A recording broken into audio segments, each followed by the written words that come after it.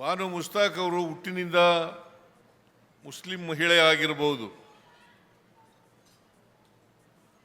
ಆದರೆ ಅವರು ಮನುಷ್ಯರು.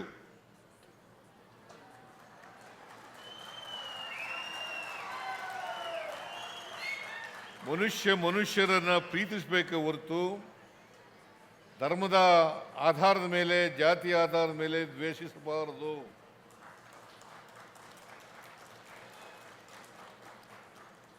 ನಾವೆಲ್ಲ ಮನುಷ್ಯರು.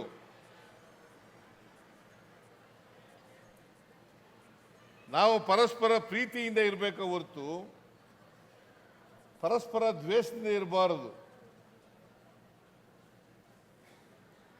ಅದು ಮನುಷ್ಯತ್ವದ ಲಕ್ಷಣ ಅಲ್ಲ.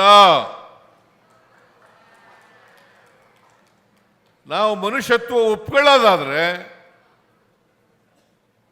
ಈ ನಾಡಿನ ಯಾವುದೇ ಧರ್ಮ, ಯಾವುದೇ ಜಾತಿ, ಯಾವುದೇ ವರ್ಗಕ್ಕೆ ಸೇರಿರ್ತಕ್ಕಂಥವರು ಕೂಡ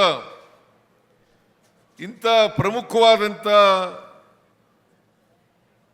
ನಾಡ ಹಬ್ಬಗಳ ಉದ್ಘಾಟನೆಯನ್ನು